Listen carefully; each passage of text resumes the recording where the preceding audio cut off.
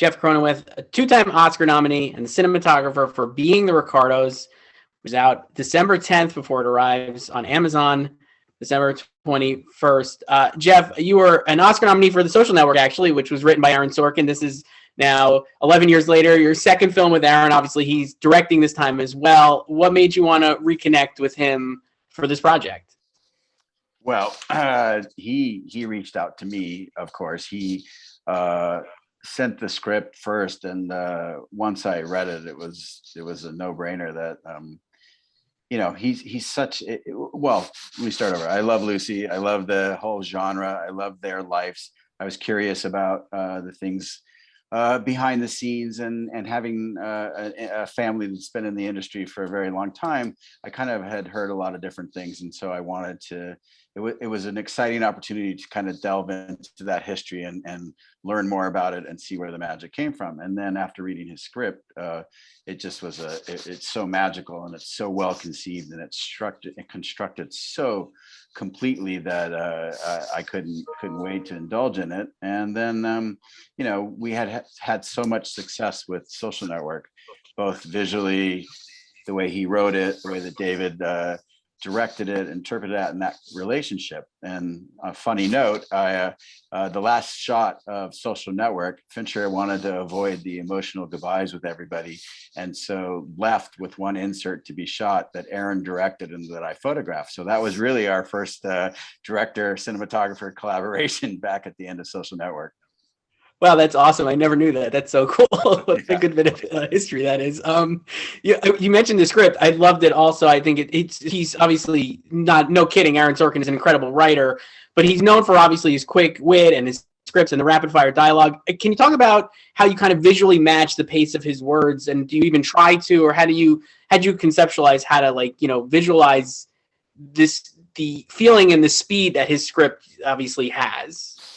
Well, I think he's overtly aware of his style and made it very clear to me that he wants to evolve his visual storytelling, that he wants to become a more diverse filmmaker in choices of light and in blocking sequences and staging actors, conceiving scenes where you can have more interaction and more camera movement if necessary, if it serves the scene.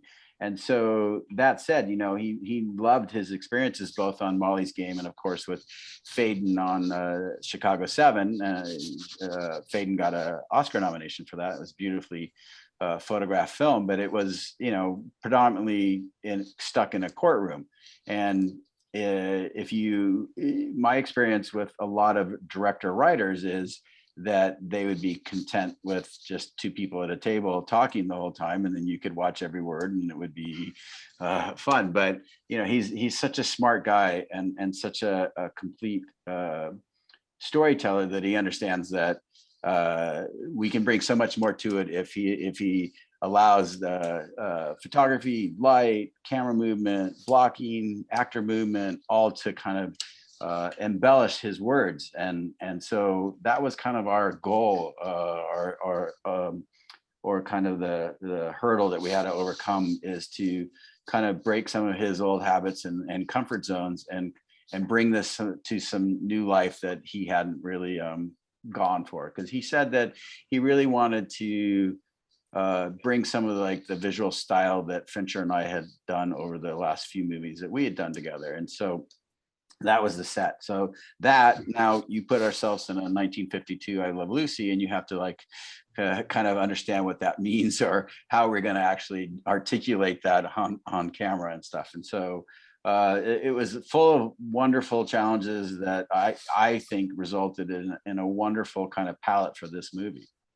So you mentioned the visual style. It's not the opening of a movie opens with a little bit of a framing device, but the first scene where we see you have Lucy and Desi are talking for the first time, and you focused on a radio with the Walter Winchell broadcast.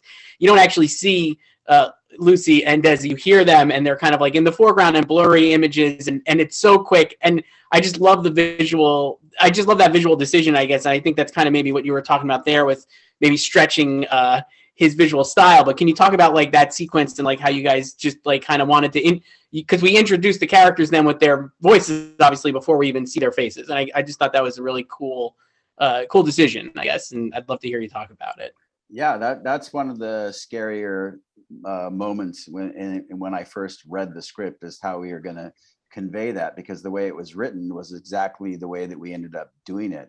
And I kept going back and forth about thinking that it's not enough. Like, we need to give more clues away. We need to have more positions. The time is so much screen time spent without anything happening, that is it going to work? And the more I did that, the more I realized that how actually brilliant the original conception of it was, the way he wrote it.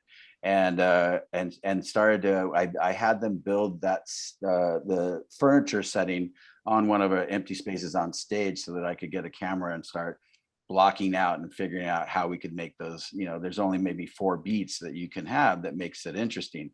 And so the radio was the centerpiece of that. And so the problem is, how do you incorporate everybody in it and always be aimed at the radio, since what's being said is what you really want the audience to take away, on top of like their fight that's happening, or what they're at. So I did a few things, like I put a mirror on the door of the radio, so that we could angle that door and get them reflected in it, so they stayed present while we were doing it.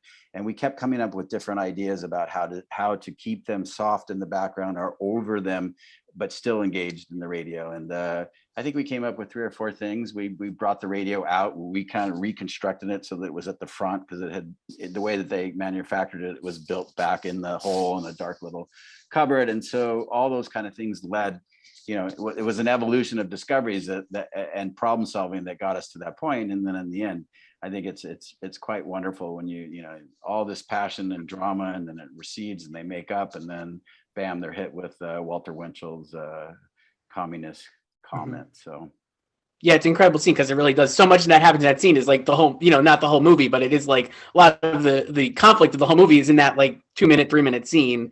Exactly. And it's really great. Another thing, you mentioned, like, obviously being a fan of I Love Lucy, the movie doesn't recreate obviously the show, but there are scenes where we see Lucille Ball, played by Nicole Kidman, having like, visions and like kind of like seeing the scenes of the show play out before they're actually even filmed. And I thought that's an interesting conceit as well. And I guess for you, how did you think of that? Because like those are scenes that maybe haven't happened yet that she's thinking about in her head, but they're obviously famous scenes from I Love Lucy that people will instantly recognize. So how did you go about like trying to figure out how to make that work without the direct recreation, I guess? Well, I think that, again, that was the way that Aaron wrote it. It was in the script that in his mind, we never did see the show. The only time the show becomes present is when Lucy is trying to overcome some kind of comedic hurdle that she needs to solve, or that the group needs to solve. And that's where we utilize that. But it's never played out as a show until the very end, actually. And you see us filming it, but then it's more reality and behind the scenes than it is actually immersed into the show. So that brought up a few interesting things. When they photographed that show back in '52, they did it on film. They chose to do that because at the time it mostly was photographed on live shows were on the East Coast, and Desi and Lucy wanted to be on the West Coast. And then if you did a tape show and tried to record it or film the tape on a kinescope and back, then you really had low quality images. So they decided to shoot it on film on stage, and they would pay the extra cost of doing it that way, but then they owned the rights to it, which kind of introduced the beginning of syndication, right? And then Desi always thought that Lucy performed better in front of a live audience. So they brought in a live audience and did a 3-camera live show, which meant that they had to light the set from above so that the audience could still see the actors, and that the cameras could move freely to cover the scenes. And so it was very innovative at the time. But they were limited by technology. And so they had a 2-to-1 contrast ratio, meaning that it's almost flat everywhere you see. And it got built up along the way when it went through film and then back to tape or back to video and then broadcast and then to the rudimentary TVs that they had in the 50s. It created contrast. So when I wanted to replicate that, it's one of those decisions where you make, I can go and I can shoot it identical to the way that they did it, but they only did it that way because they were hindered by technology, right? And also, I feel like an audience today has grown up on Game of Thrones, and they're far more educated than the audience of 50s were, right? And so they expect more. So I shot those black and white scenes with the red monochrome camera, so it's dedicated black and white camera, and I added a little bit more contrast and a little bit more highlights, and I paid homage to it, and it's in the spirit of what the show was, but it's a modern version of that. That's awesome. And a lot of the stuff you're saying about like how they shot the show, and it's great because obviously it's like mentioned in the movie, but not like into great detail. I love that Aaron's script seemingly trusts that the audience is going to like understand this or just, keep up basically. It's a lot of writing is like that. And it is really, really great. You mentioned how you love the era, and obviously you come from your father was a cinematographer and everything. I want to ask you about how much did the era of in the 1952, how much of the era did you factor into your visual style, if at all, like the lighting and specifically were you trying, not necessarily matching like movies and shows from the 50s, but like how much of that did you try to like emulate that kind of feeling, I guess? Well, I feel like the 50s are kind of a loose signature of what it was because they were on their way. Color was coming up everywhere in cinema. It was cameras had evolved and film stocks had evolved. So it's not as heavy a signature as maybe the 40s were. So what I thought is it was all about quality of light, the type of light sources, tungsten light sources, practicals, and then it was set dressing and wardrobe and all the other things that go in with making a period piece. But where I did get to play a lot was in the flashbacks that was 10 years earlier, which was more like Harrell. If you're familiar with his stills, that was always kind of harder key lights and slashes and focused areas, almost like fashion noir, if you will, and so I did that for the flashbacks. There's 5 or 6 scenes in the movie where they're about 10 years younger, and I did that, and I did it on where Lucy meets Desi on a set of Too Many Girls, and we did the same thing. We used hard light and we used the certain tonalities and all the regular sources that they had at the time to kind of create that era. And so that was super fun. I mean, Harrell did it. My grandfather was a still photographer. He won the last Oscar they gave out for portrait photography because they used to have a category for it.